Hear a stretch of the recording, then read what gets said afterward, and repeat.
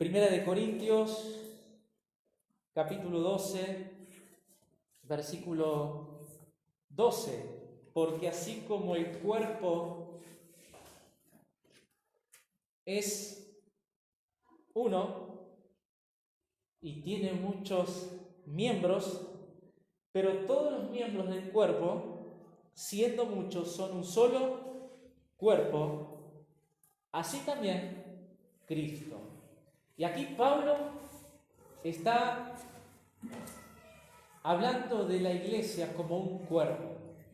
Pablo va a usar la anatomía humana para hablar de la iglesia como un cuerpo. Es una imagen que Pablo usa para hablar de la iglesia, de todos aquellos que conforman el cuerpo de Cristo, a través de un cuerpo humano. Un cuerpo humano tiene miembros, tiene sistemas internos, tiene un sistema óseo que lo sostiene. Imagínese usted sin el sistema óseo, su cuerpo sin sistema óseo. Sacar el sistema óseo, ¿qué pasaría? Daría todo. El cuerpo pierde la forma, ¿o no? Pierde la estructura. Ya no sería la forma de un cuerpo, ¿no? No sería algo amorfo, podríamos llamarlo así. Es el sistema óseo, es el que mantiene la estructura. Es el que le da la firmeza al cuerpo, la fuerza, la fortaleza para que el cuerpo pueda mantener forma de cuerpo.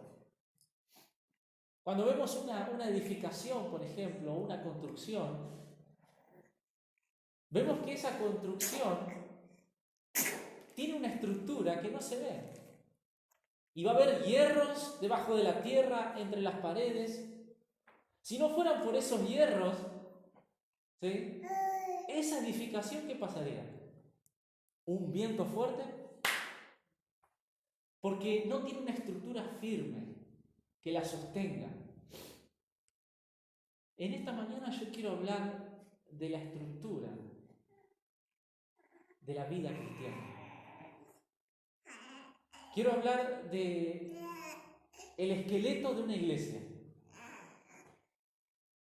Y no solamente como iglesia, sino en nuestras vidas personales. Así como nuestra estructura ósea sostiene el cuerpo y le da forma, así como hierros van entre las paredes y debajo de la tierra y lo mantienen firme, con un buen fundamento, así también nosotros en nuestra vida cristiana necesitamos verdades espirituales que nos puedan mantener firmes, que nos sostengan en nuestra vida cristiana. Y en esta mañana quiero hablar de esas verdades espirituales. Estas verdades espirituales que vamos a ver no se negocian, no se venden, son inalterables, son inmutables. Estas verdades espirituales van a traer firmeza a mi vida, voy a tener una estructura firme en mi vida cristiana que me van a sostener, que me van a permitir permanecer, que me van a permitir crecer en mi vida cristiana. Sin estas verdades esenciales, mi vida cristiana empieza a ser deformada. Y cualquier viento puede tumbarme. Ahora, y quiero que tengamos en mente la idea de un esqueleto. El esqueleto de una iglesia. ¿Cuál tiene que ser el esqueleto en nuestra vida cristiana, en nuestra vida espiritual? Bueno, hay ciertas verdades que van a ir formando esa estructura y dando firmeza a nuestra vida espiritual. Vamos a comenzar. La primera, acompáñenme. Vamos a leer Proverbios, capítulo 1. Proverbios, capítulo 1, versículo 7. El principio de la sabiduría, Proverbios 1:7. El principio de la sabiduría es el temor ¿de quién? De Jehová. El principio de la sabiduría es el temor de Jehová. La primera verdad que va a dar una estructura firme en nuestra vida cristiana es que yo tengo que tener una visión elevada de Dios. Una visión elevada de Dios. Es decir, Yo tengo que tomar a Dios seriamente. Dios es serio. Y yo tengo que tomar a Dios de una manera seria. La pregunta es, ¿qué concepto yo tengo de Dios? ¿Cuál es la visión que yo tengo acerca del carácter de Dios, acerca de la persona de Dios? ¿Ves? Una estructura firme, una vida cristiana firme, sólida, que va a permanecer y que va a crecer, tiene una visión, un concepto elevado del carácter y de la naturaleza de Dios. Ve las cosas como Dios ve. Toma a Dios en una manera seria. ¿Ves? La meta no es ayudar solamente a las personas a que se sientan mejor, a suplir sus necesidades. La iglesia no es un lugar de entretenimiento para divertir a las personas. La iglesia está, y tu vida y mi vida está, para reflejar una visión elevada de Dios. La visión, el concepto que las personas tengan de Dios va a depender de mi vida. Y muchas veces mi vida es la que deforma o tuerce el carácter y la persona de Dios.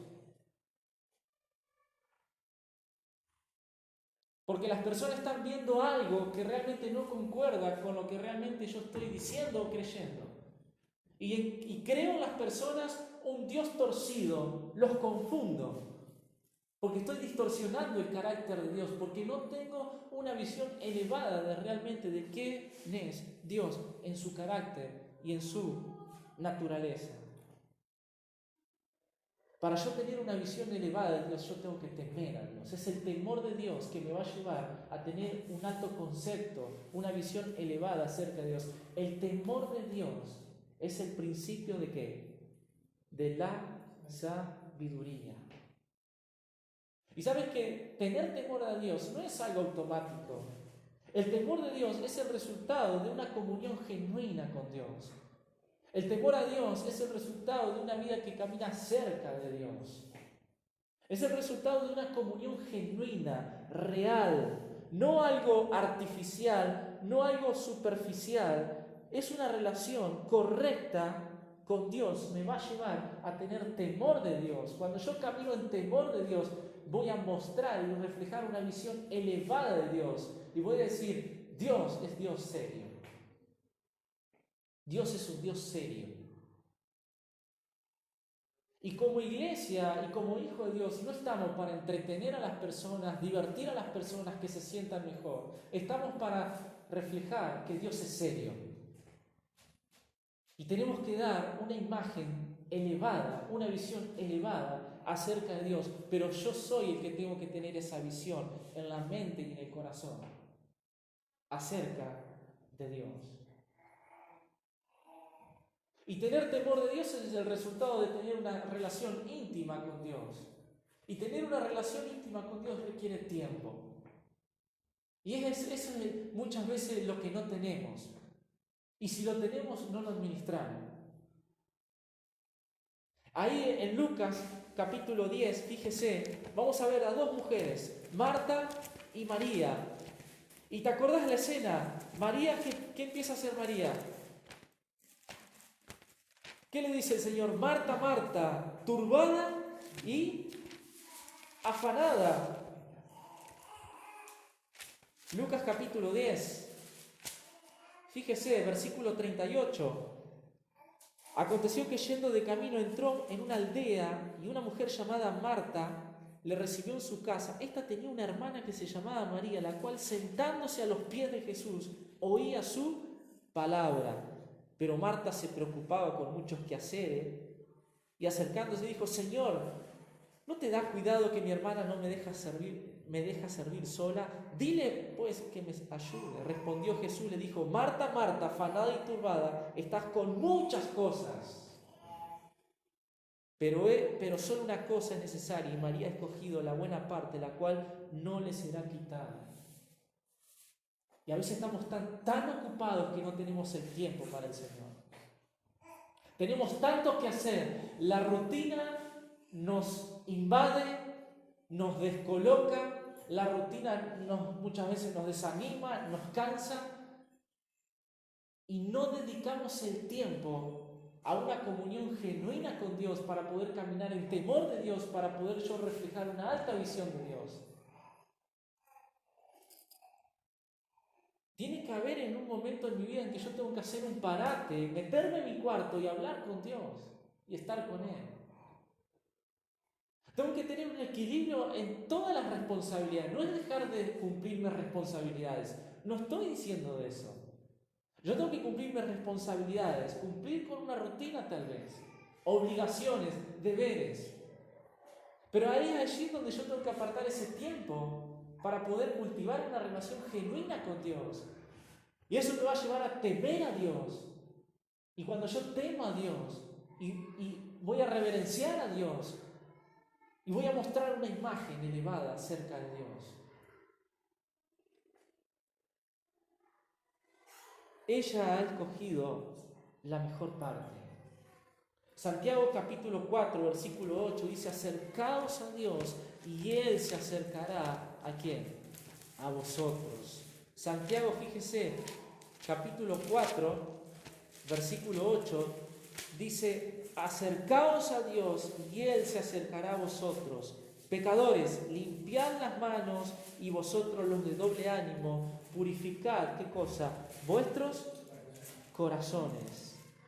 Cuanto más cerca esté de Dios, más consciente voy a ser del pecado en mi vida, y de lo que hace el pecado en mi vida, y de lo que causa el pecado en mi vida. Cuanto más cerca a Dios, más lejos voy a estar del pecado. Ahora, para poder estar cerca de Dios y caminar en temor de Dios, yo tengo que hacer lo que dice Santiago: pecadores, limpiad vuestras manos, vuestros corazones, purificadlo. Es imposible poder cultivar una relación íntima con Dios, caminar en el temor de Dios, si realmente no veo el pecado y soy consciente del pecado en mi vida.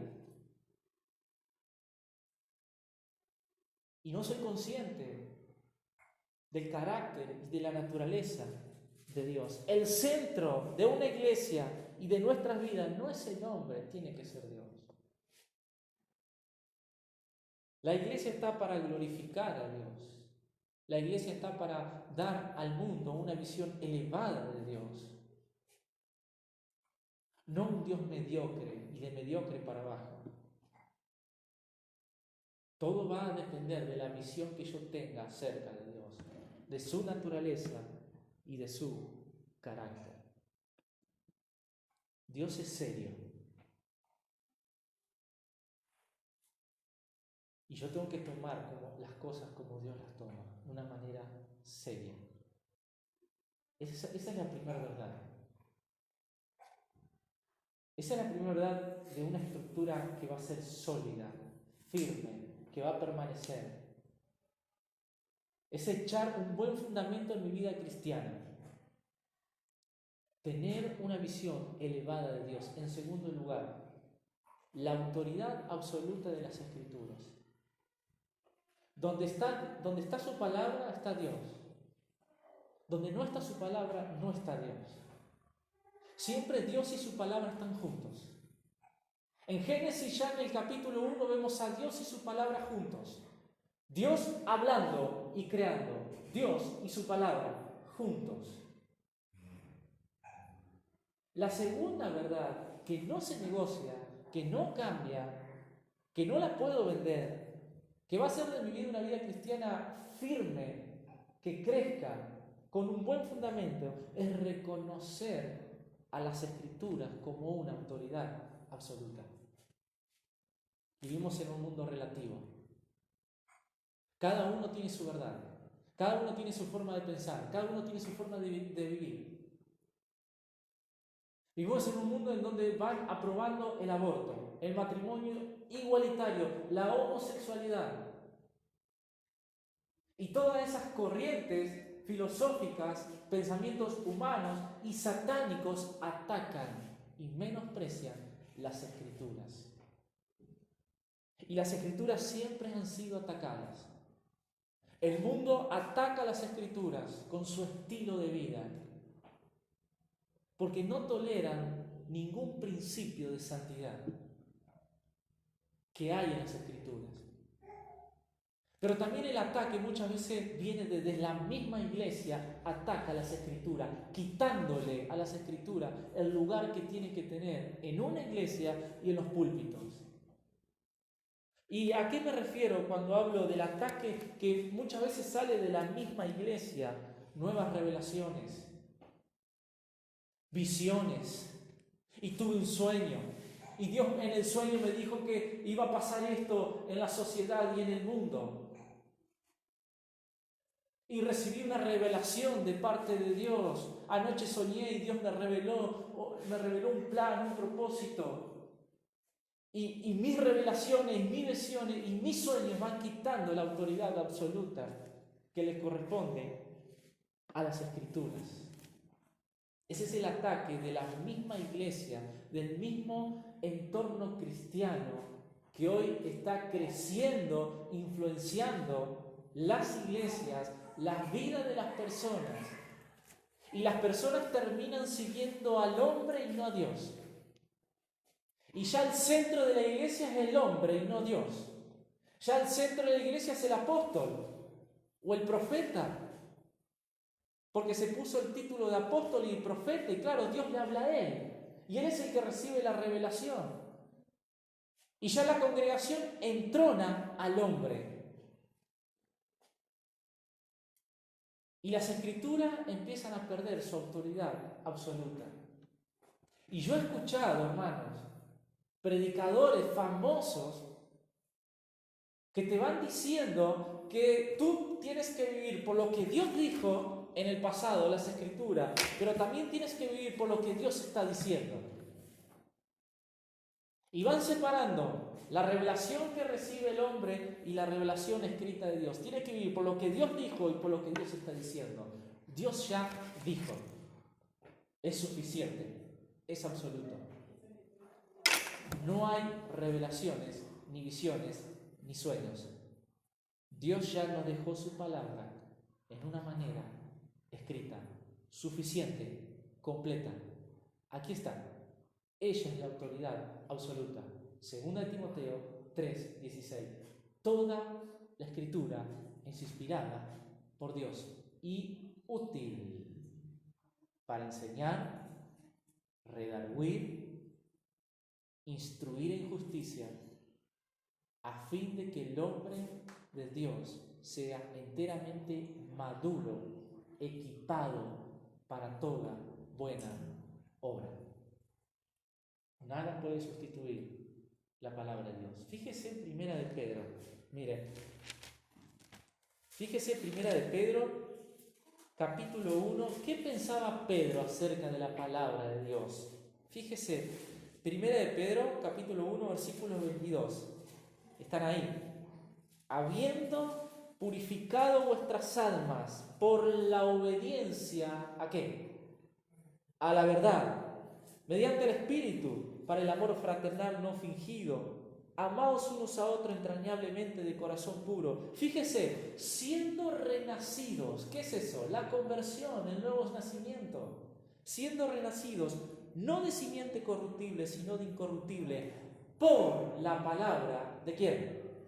De Dios, que vive y permanece para siempre. Porque toda carne es como hierba y toda la gloria del hombre como flor de la hierba se seca y la flor se cae. Mas la palabra del Señor permanece para siempre. Y esta es la palabra que por el Evangelio os ha sido anunciada. Fíjese Pedro cómo da a las Escrituras la autoridad absoluta. Porque es el medio por el cual un hombre puede ser renacido y regenerado solo por la palabra de Dios.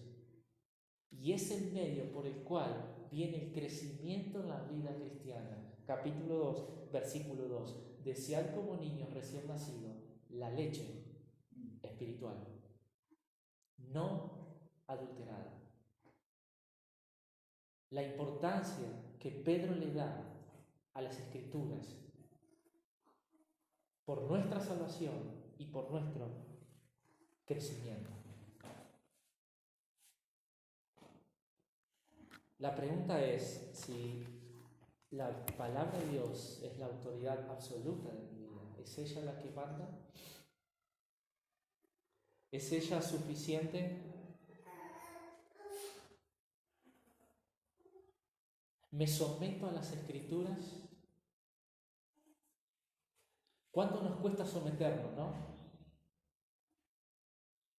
Luchamos con el orgullo y la soberbia. Y dice que Dios resiste al orgullo y al soberbio y da gracia ¿a quién? Al humilde. Con el humilde es con aquel que Dios tiene comunión. ¿Por qué? Porque aquel que es de carácter humilde se somete, no va a tener problema.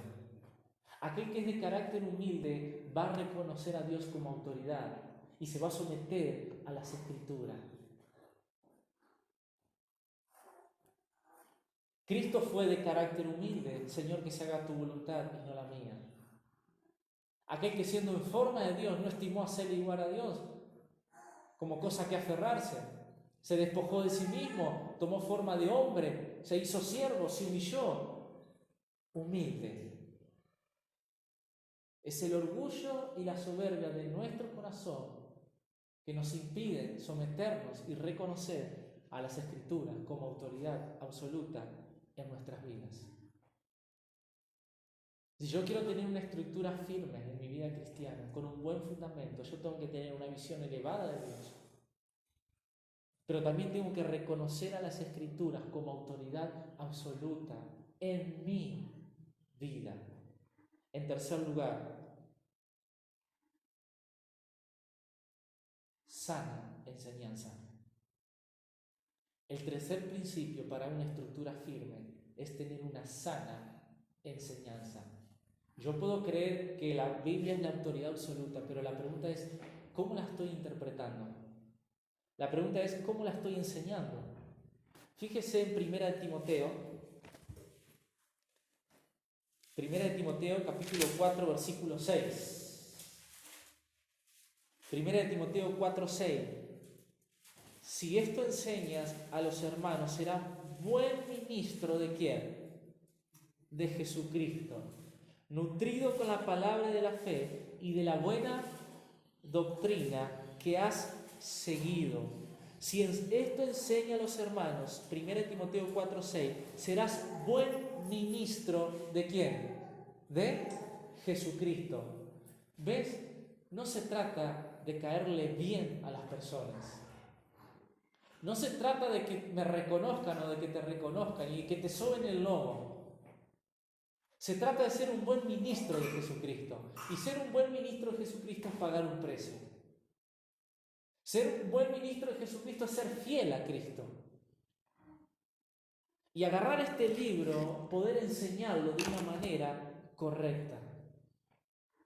Y hay algo que vemos en la vida de Pablo, que cuando él denuncia la falsa enseñanza, por ejemplo en 1 Timoteo 1:3, dice así, para que mandases a algunos que no enseñen diferentes, ¿qué cosa? Doctrina. Y en el capítulo 1 de 1 Timoteo, Pablo va a denunciar a dos personas, que son Himeneo y Alejandro. Dice que ellos naufragaron en la fe, se apartaron de la fe, apostastaron de la fe. Y en 1 Timoteo 1:20 dice de los cuales son Himeneo y Alejandro, a quienes entregué a Satanás para que aprendan a no blasfemar. Cuando Pablo denuncia la falsa doctrina, denuncia a los falsos maestros y profetas y los expone públicamente con nombres. Y eso es lo que la iglesia tiene que hacer hoy. Exponer a esos falsos maestros, falsos apóstoles y falsos profetas que van quitando la autoridad de las Escrituras y que van tomando un texto fuera de su contexto y lo enseñan a su conveniencia, manipulando a la congregación. Eso tenemos en las iglesias hoy en día. Y Pablo los expone. Y es lo que usted y yo tenemos que hacer. Exponerlos, denunciarlo,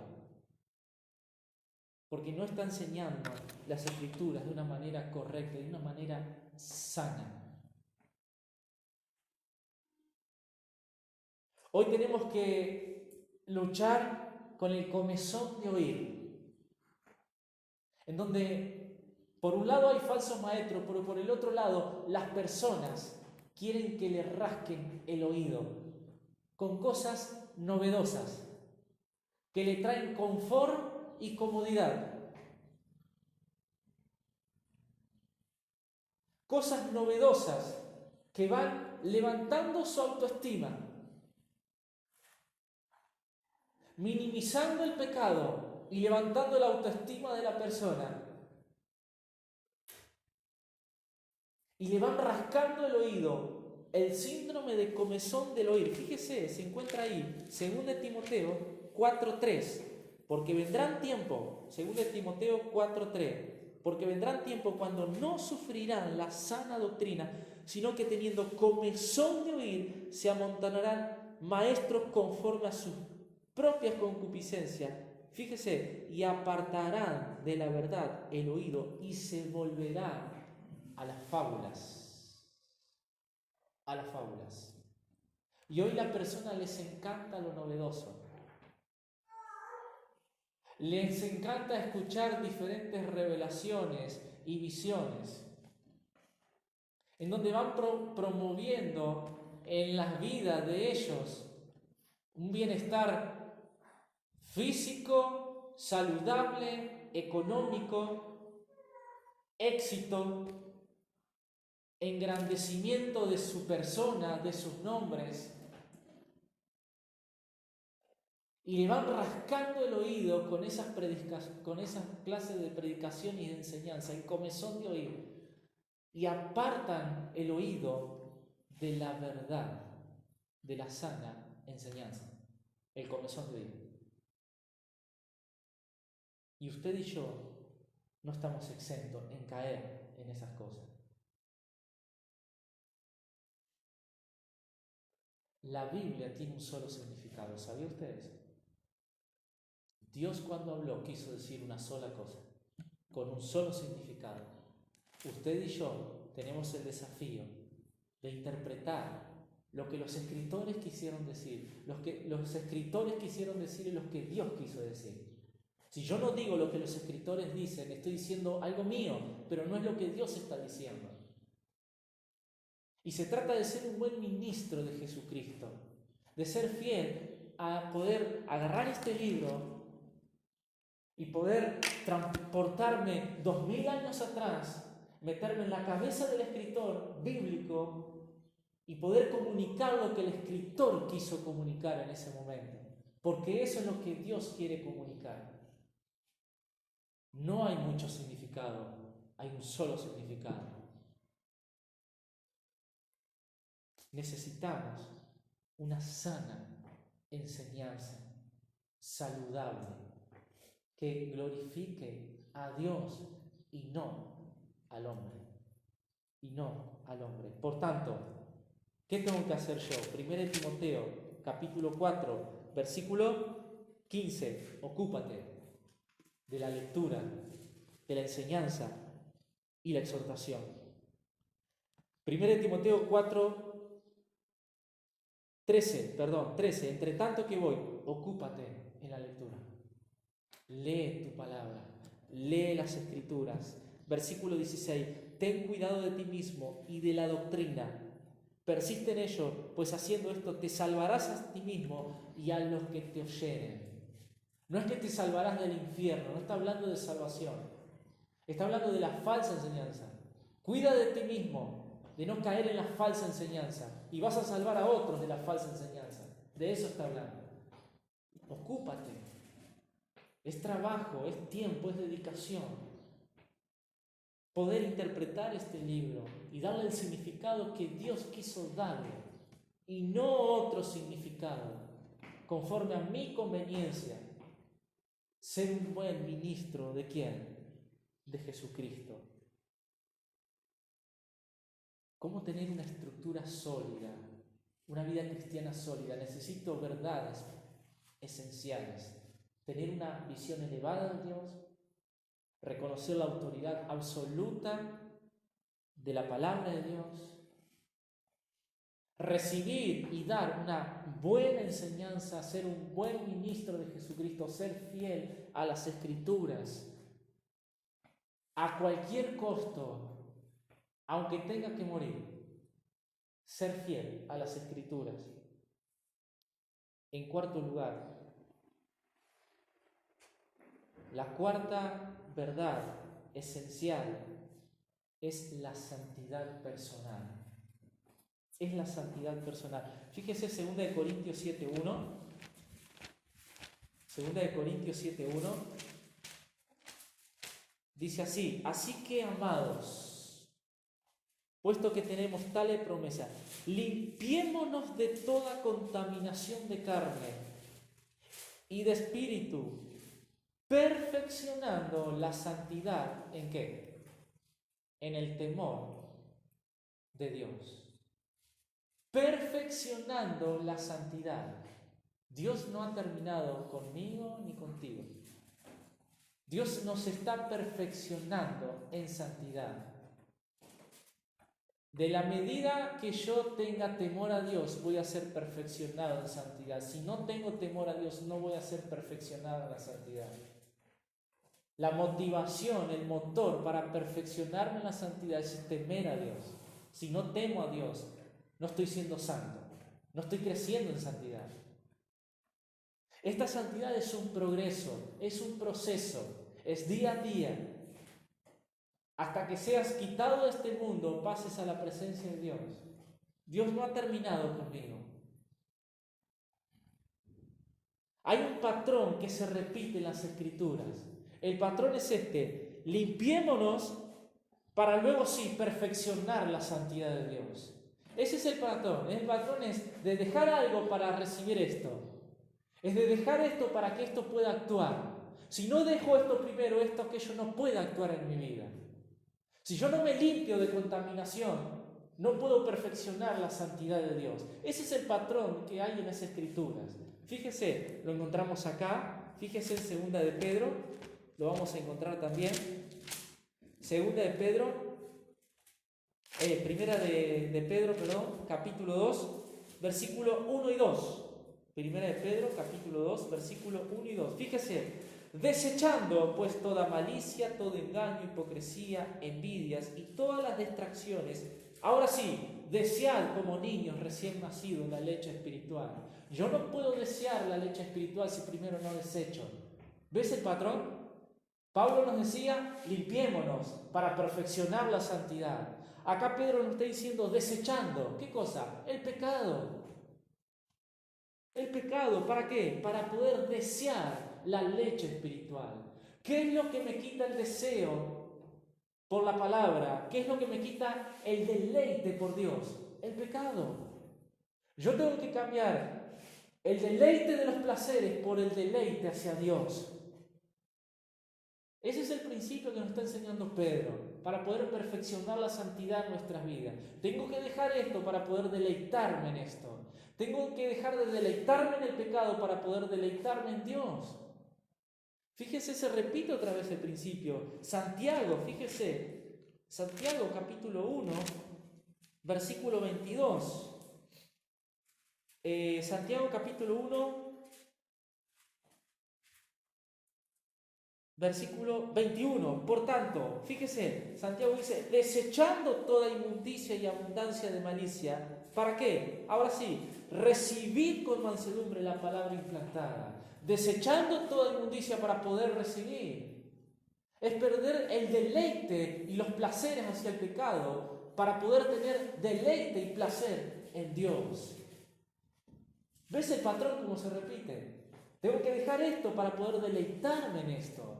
Tengo que dejar de amar esto para poder amar a aquello otro. Ese es el patrón que encontramos en las Escrituras, es un principio que se repite. Lo dice Pablo, lo dice Pedro, lo dice Santiago. Los tres están de acuerdo, tienes que dejar esto para deleitarte en Dios. ¿Qué es lo que quita el deleite a Dios? ¿Qué me quita el deleite a Dios?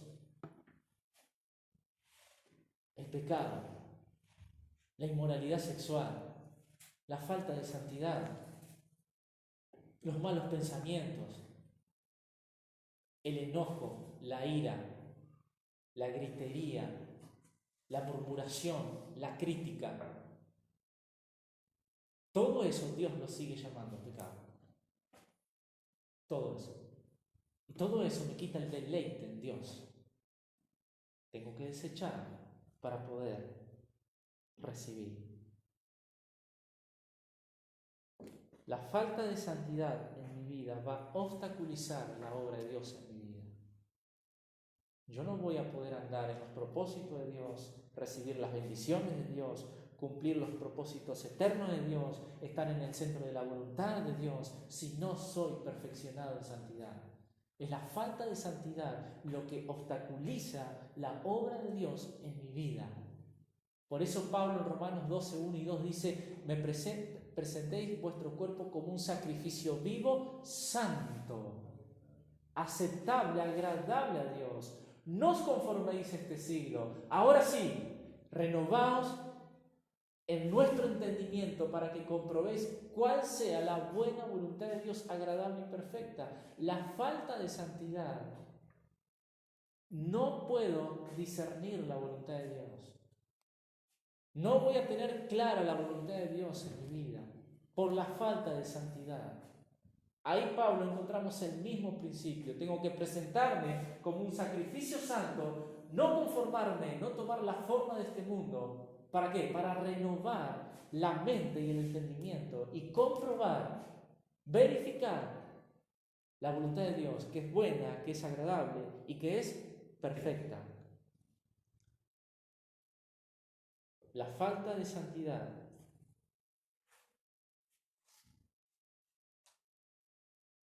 es menospreciar la obra de Cristo en la cruz. La falta de santidad. Hebreos capítulo 10, miren lo que dice.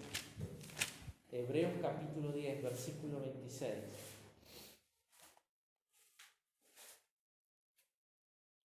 Si usted quiere tener una visión elevada de Dios, tiene que leer este versículo. Hebreos 10, 26. Porque si pecáremos voluntariamente después de haber recibido el conocimiento de la verdad, ya no queda más sacrificio por el pecado. Este versículo ha sido mal interpretado para decir que la salvación se pierde. Y ellos dicen así, que si tú pecas, después de convertirte, ya no hay más sacrificio por ese pecado. Perdiste la salvación. Y no está enseñando salvación ni seguridad de salvación. ¿Qué es lo que está diciendo el autor de Hebreos? Fíjese, versículo 27. Sino una horrenda expectación de juicio y de hervor de fuego que ha de devorar los adversarios. El que viola la ley de Moisés, por el testimonio de 2 o 3 testigos, muere, ¿qué cosa? Irremisiblemente. ¿Cuánto mayor castigo pensáis que merecerá el que pisoteare al Hijo de Dios, tuviere por inmunda la sangre del pacto en el cual fue santificado e hiciere afrenta al Espíritu de gracia? El texto dice: pues conocemos al que dice: mía es la venganza, yo daré el pago, dice el Señor. Y otra vez, el Señor juzgará a su pueblo. Horrenda cosa es caer en manos del Dios vivo. No está hablando de pérdida de salvación. ¿Sabe de qué está hablando ahí? Disciplina. Disciplina. ¿Qué está diciendo el autor de Hebreos? Si tú te entregas a una vida de pecado deliberadamente, Cristo no va a venir a morir otra vez por esos pecados. No, Cristo ya murió. Ya está. Lo que te queda es juicio de parte de Dios. ¿Entiendes? No está hablando que voy a perder la salvación, está hablando de la disciplina de parte de Dios. Por eso dice el autor de Hebreos: horrenda cosa es caer en las manos de Dios. Las manos de Dios no siempre son manos de afectivas y amorosas. Las manos de Dios no siempre son manos de prosperidad, de cuidado, de protección. Las manos de Dios muchas veces son de disciplina. Y el autor de Hebreos dice: horrenda cosa es caer en manos del Dios vivo. Ya Cristo murió por esos pecados. Ya Cristo murió por ti. Cristo no va a volver a morir por tus pecados y por tu vida de entrega, deliberadamente, rienda suelta a una vida pecaminosa. No, no. A lo que te queda ahora a vos es una disciplina, un juicio de parte de Dios. ¿Por qué? Porque estoy pisoteando la sangre de Cristo, burlándome del Espíritu Santo y burlándome del sacrificio redentor de Cristo. Mía es la venganza, dice el Señor. Le está hablando a la iglesia, le está hablando a creyentes, le está hablando de la disciplina, de Dios a su pueblo. Yo juzgaré a mi pueblo, dice el Señor. La falta de santidad me expone al juicio y a la disciplina de Dios, de parte de Dios. Por eso la iglesia tiene que disciplinar. La verdad que no sé si las iglesias disciplinan hoy en día. Si realmente toman en serio la santidad de Dios y el carácter y la persona de Dios. Santidad personal. Por último, el último principio. Para una estructura firme en la iglesia y en mi vida cristiana, es tener en cuenta qué dice Dios acerca de las autoridades espirituales en la iglesia. ¿Quién es la cabeza de la iglesia? ¿Quién? Cristo. Él es la cabeza de la iglesia. ¿Cómo Cristo va a establecer el gobierno de la iglesia? ¿A través de quiénes?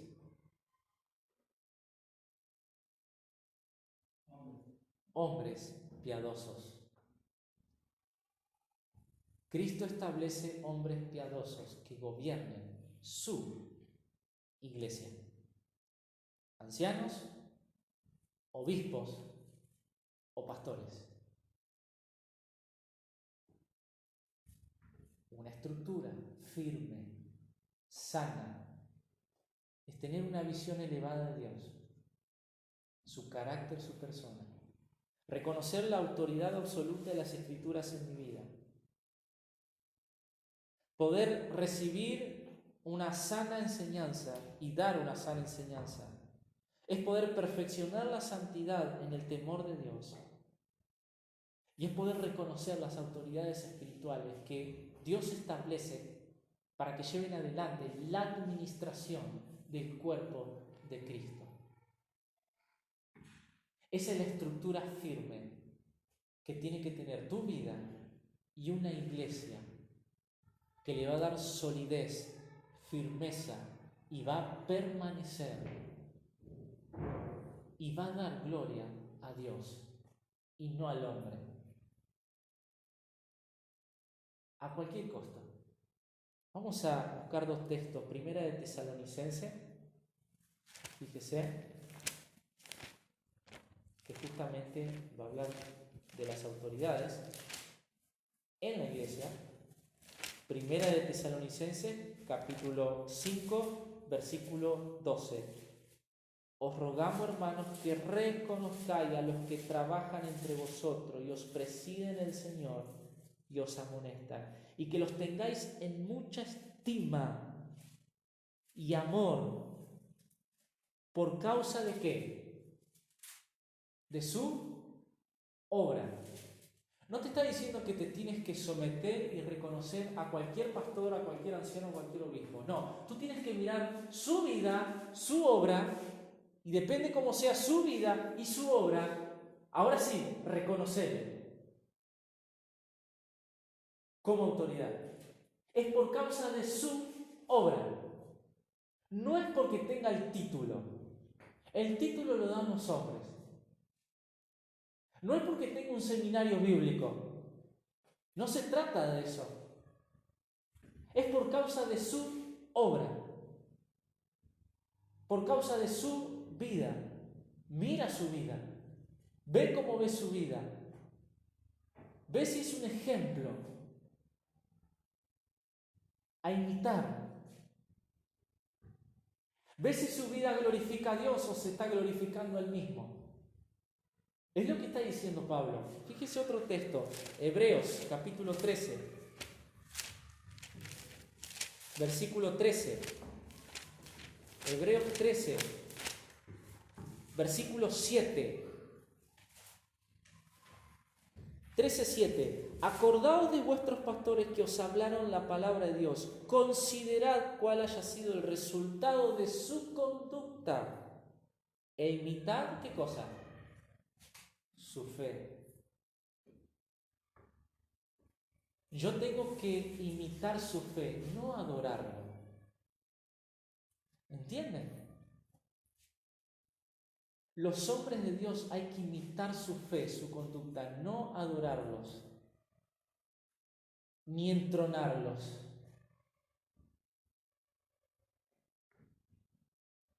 Ni levantarle la autoestima y ponerlo ahí como que está Dios, Cristo y viene Él. Yo tengo que imitar su fe, no adorarlo. Versículo 17 del capítulo 13. Obedeced a vuestros pastores y sujetaos a ellos, porque ellos velan por vuestras almas como quienes han de dar cuenta, para que lo hagan con alegría y no quejándose, porque esto no es, ¿qué cosa? Provechoso. Cuando yo no me quiero someter a una autoridad en una iglesia, directamente no me estoy sometiendo a Dios. Yo no puedo decir que vivo una vida sumisa a Dios y no me someto a la autoridad de una iglesia. Porque ¿quién es el que establece la autoridad en la iglesia? Dios. Para llevar adelante el gobierno de una iglesia. La rebeldía hacia una autoridad de una iglesia es directamente rebeldía hacia quién? Hacia Dios. Es lo que está diciendo. ¿Por qué? Porque ellos velan por vuestras almas. Van a dar cuenta. Y eso es ser un buen ministro. No depende que si el pastor, el obispo, el anciano le tenga que caer bien al mundo entero. No, es ser fiel y ser un buen ministro de aquel que es la cabeza de la iglesia. Porque estamos administrando algo que no es nuestro, es del Señor.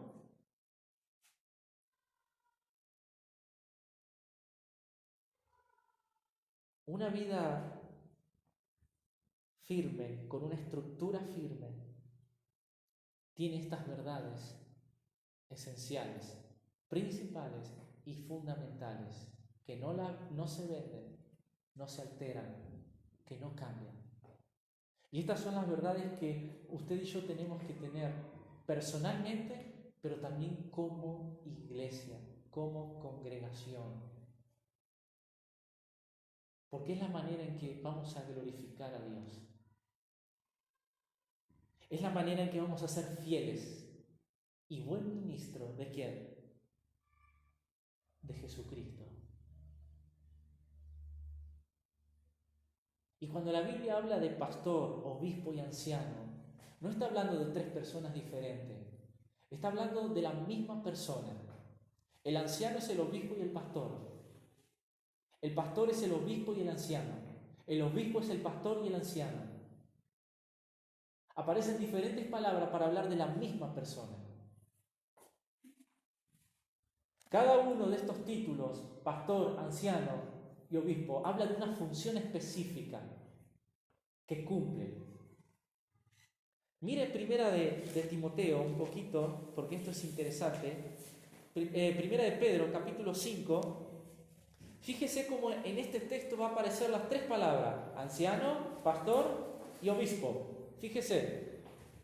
Primera de Pedro, capítulo 5. Ruego a los ancianos que están entre vosotros, dice Pedro, yo anciano también, con ellos, y testigo de los padecimientos de Cristo, que soy también participante de la gloria que será revelada. Apacentar, ahí está la segunda palabra, pastor. En el versículo 1 aparece yo anciano, anciano. Esa es la primera palabra. La palabra anciano está hablando de un líder espiritual que es maduro en su fe. Apacentar. Para apacentar tiene que haber dos cosas: un rebaño y un pastor. Está implicada la palabra pastor. Apacentar, ¿qué cosa? La grey de Dios que está entre vosotros, cuidando. Esa es la palabra obispo. Obispo. El obispo es aquel que supervisa, que sobrevé, que vela y que administra. Ahí están las tres palabras: anciano, pastor y obispo. Son tres palabras para hablar de la misma persona. Estos tienen que cuidar la grey de Dios voluntariamente, no por ganancia, sino con ánimo pronto, no como teniendo señorío sobre los que están a vuestro cuidado, sino, escuche, siendo ejemplo del rebaño, de la grey de Dios. Autoridades espirituales. En primera de Timoteo van a aparecer las características que tienen que tener estas autoridades espirituales. No cualquiera puede ser una autoridad en una iglesia, a menos que cumpla con los requisitos que Pablo da a Timoteo, en primera de Timoteo. Palabra fiel: si alguno anhela obispado, buena obra desea, pero es necesario, y ahí empieza: irreprensible, marido de una sola mujer, sobrio, prudente, decoroso, hospedador, apto para enseñar, no dado al vino, no pendenciero, no codicioso de ganancia deshonesta, amable, apacible, no avaro, que gobierne bien su casa, que tenga a sus hijos en sujeción con toda honestidad. Pues el que no sabe gobernar su propia casa, ¿cómo cuidará de la iglesia de Dios? No un neófito. ¿Qué es eso? Un recién convertido. No sea que envaneciéndose caiga en la condenación del diablo. También es necesario que tenga buen testimonio de los de afuera, para que no caiga en descrédito y en lazos del diablo. Ahora, ¿por qué tanta exigencia? ¿Acaso Dios quiere complicarnos la vida? No, porque Dios es serio. Y Dios va a tomar su iglesia de una manera seria. A Dios le importa su iglesia, porque Él la creó, la fundó, y Cristo murió por la iglesia y pagó un alto costo por la iglesia. Entonces Dios es el que define quién puede estar como autoridad espiritual. Ni yo ni el hombre, es Dios. Aquí está cómo tienen que ser las autoridades espirituales.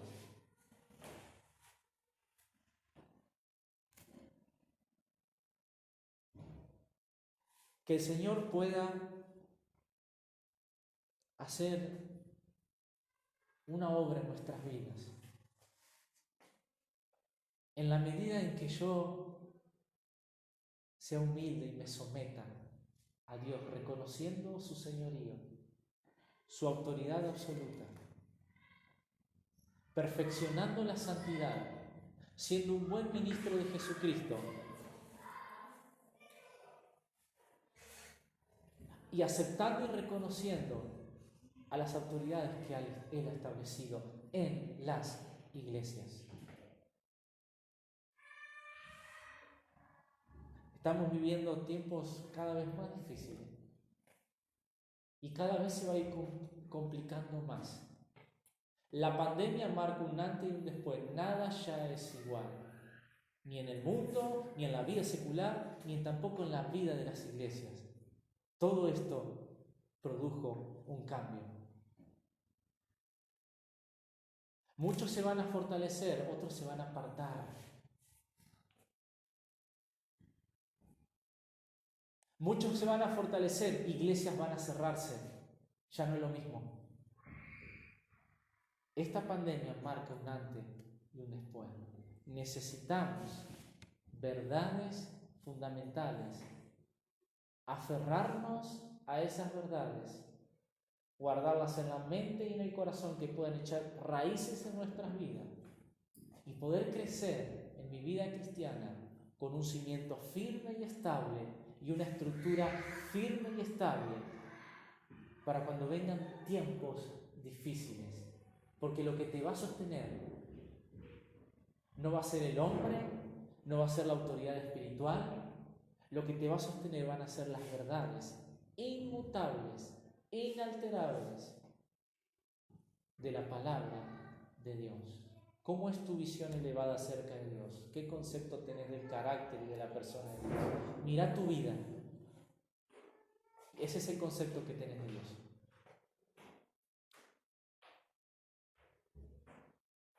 ¿Cuánto te sometes a las Escrituras?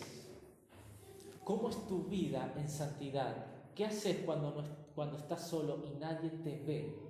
Ahí se ve tu santidad. Cuando nadie te está mirando.